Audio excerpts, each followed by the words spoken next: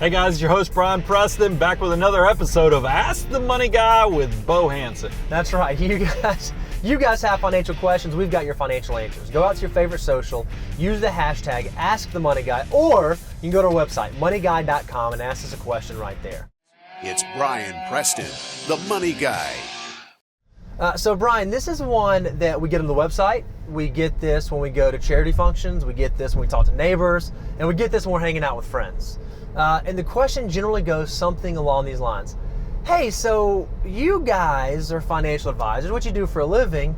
How do I know when I need to hire a financial advisor? When do I know that it's time to take the relationship to the next level? I would like to kind of turn this question upside down, because I think a lot of people, they'll start tuning out right now and be like, oh no, here comes these infomercials on these guys are pitching. Let's first answer, before I get to that question, let's turn this upside down and say, do we think everybody needs a financial advisor? Oh. What's the answer on that, Bo? Absolutely not. At least my opinion is that no way, no how. So if we don't think everyone should have a financial advisor, let's talk about who those people are that aren't. Who probably doesn't need a financial advisor?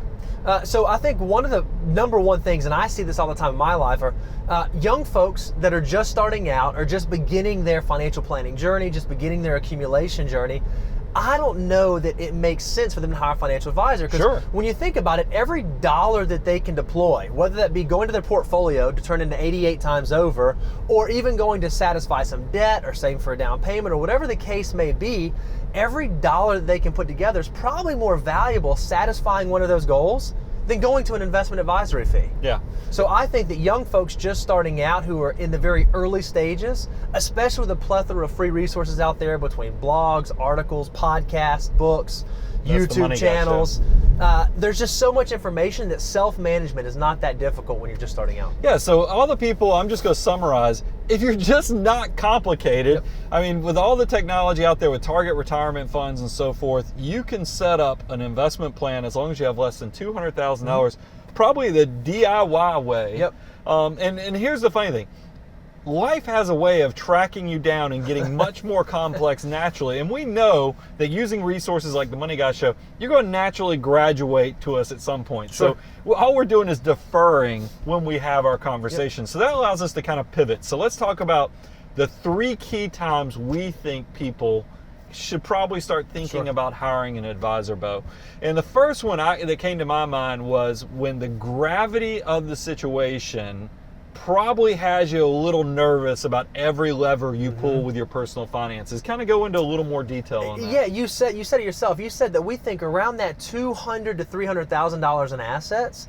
If you start making mistakes or poor decisions that say cost you 10%, whether it be an additional 10% in taxes or 10% in lost investment opportunity or 10% in losses in general, you're starting to talk about some material money there, $20,000, $30,000.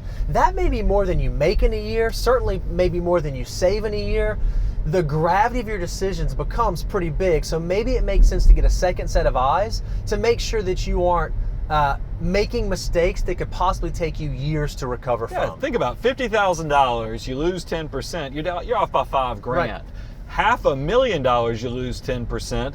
Now you've lost 50 grand. That's right. $1 million you've lost 100 grand. And you put this into 2008 and you churn it up and you see how this could get even bigger. We get it. I mean, that's when I think that a lot of people, you guys are probably, you're getting to the point you're the CEO of a multi-million-dollar business and you're just wondering, is it time to have a CFO to kind of bounce ideas off of, measure twice, cut once? So that's one person. The gravity of the situation has made you decide you want to have somebody look over your shoulder. Number 2 on our list is just somehow you wake up and you're like the lyric of a Talking Heads song and your life has just gotten complicated. You're just like, how did I get here? Who is this guy who's got K1s, got rental property, investment property, businesses?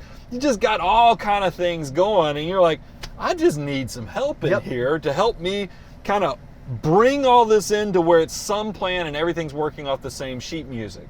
Yep, that's exactly right. Maybe you're someone who all of a sudden now in your career you have restricted stock units, you have options, you have complicated tax circumstances, you have estate planning needs, you're caring for elderly parents. Whatever the case may be, your financial situation gets so complicated that it's really hard to manage it all on your own. You have to be an expert in the things that you do day to day it's very difficult to be an expert in all the other financial aspects as well.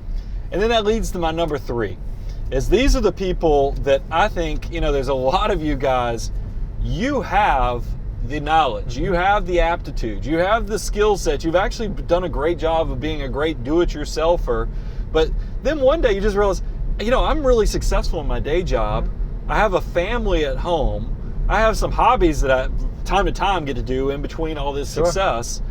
I just don't have enough hours in the day. Right, yep. And that's a whole nother group of people. And I think that's why we attract them, is that we attract very analytical, very smart engineers, CPAs, lawyers, pilots. All these people feel super comfortable with us. And because we do kind of help try to create a plan that works when you just don't have enough of hours in the day to make life completely happen. Exactly right.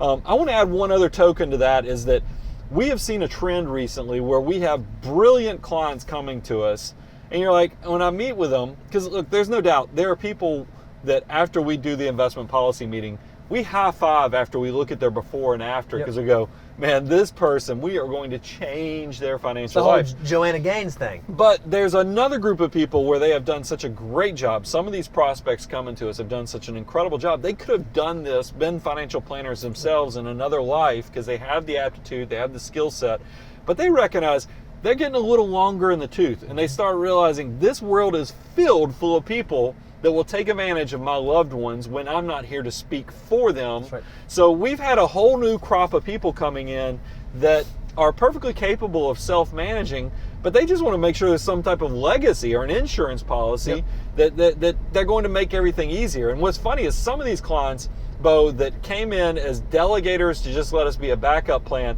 have realized, it's probably like me when I sold my tax business, they realized, hey, it's kind of cool having somebody do all this stuff for you. So those are kind of the 3 key things. What did I leave off there? Is there any key elements of what a good client looks like too? Yeah, no, I think the 3 key things you said are exactly right. Either the gravity gets big, the complexity gets hard, or the time gets small. Those 3 things happen. The other thing I think you have to think about is, what exactly is it that an advisor is going to do for you? What should you look for an advisor to do? Brian, you said it perfectly. You are the CEO of your enterprise. The buck stops with you, and ultimately you're the one that calls the shots. What you want to do when you hire a financial advisor is you're looking to hire a CFO that can help you design a strategy, implement a strategy, and monitor a strategy that works. But ultimately, in my opinion, an advisor doesn't take over the finances and say, hey, give me your money, trust me, I got this, I'll take care of it.